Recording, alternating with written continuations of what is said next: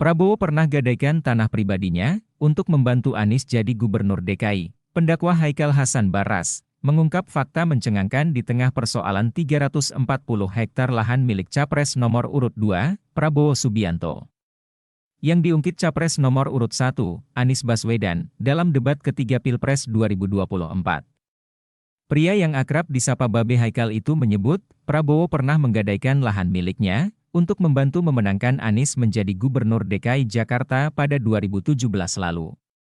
Hal tersebut disampaikan Babe Haikal melalui sebuah video yang diunggah ke Instagram pribadinya.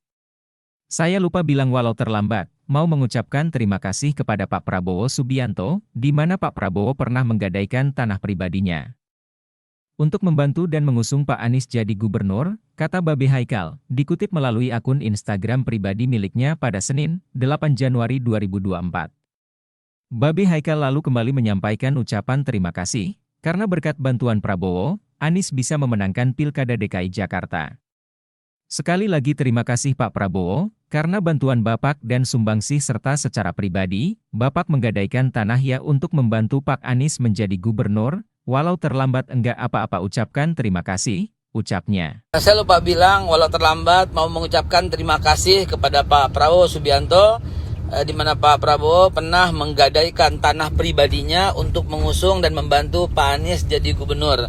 Sekali lagi terima kasih Pak Prabowo ya, karena bantuan Bapak dan sumbangsi serta secara pribadi Bapak menggadaikan tanah ya untuk membantu Pak Anies jadi gubernur. Jadi sekali lagi terima kasih. Sebagaimana diketahui, Prabowo melalui Partai Gerindra mengusung pasangan Anies Baswedan dan Sandiaga Uno sebagai calon gubernur dan wakil gubernur di Pilkada DKI Jakarta 2017 silam. Meski ada kader yang tidak setuju, namun Prabowo memiliki keyakinan penuh terhadap Anies bisa memimpin Jakarta. Wakil Ketua Umum Partai Gerindra, Fadly Zon mengaku menjadi orang pertama yang mengusulkan Anies diusung sebagai calon gubernur di detik-detik penutupan pendaftaran KPU. Bahkan, Fadly mengungkap, dirinya yang menulis perjanjian politik Anies Sandiaga Uno serta Prabowo dan Ketua Majelis Syuro PKS, Salim Segaf Al-Jufri.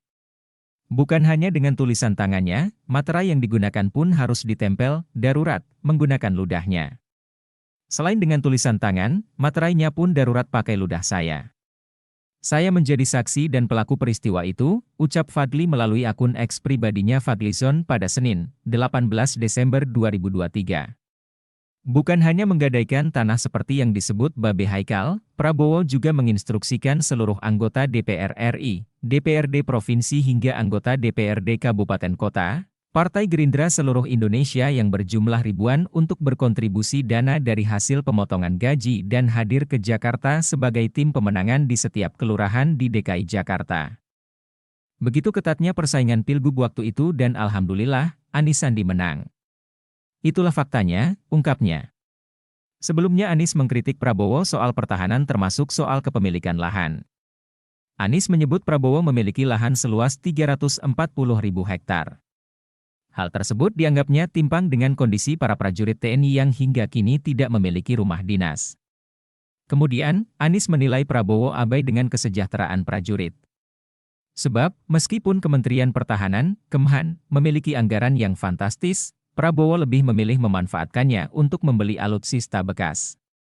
Dan 700 triliun rupiah anggaran Kementerian Pertahanan tidak bisa mempertahankan itu, justru digunakan untuk membeli alat-alat alutsista yang bekas di saat tentara kita lebih dari separuh tidak memiliki rumah dinas. Sementara menterinya punya Pak Jokowi punya lebih dari 340.000 hektar tanah di Republik ini harus diubah, kata Anies dalam debat ketiga Pilpres 2024, di panggung debat Istora Senayan, GBK, Jakarta, Minggu, 7 Januari 2024. Pada kesempatan tersebut, mantan Gubernur DKI Jakarta itu mengkritik pengguna anggaran di Kementerian Pertahanan sekitar 700 triliun rupiah, dipakai untuk membeli alutsista bekas, bukan diarahkan untuk kegiatan produktif dan mendukung kesejahteraan prajurit, padahal di saat yang sama tentara Indonesia lebih dari separuh tidak memiliki rumah dinas. Jelasnya.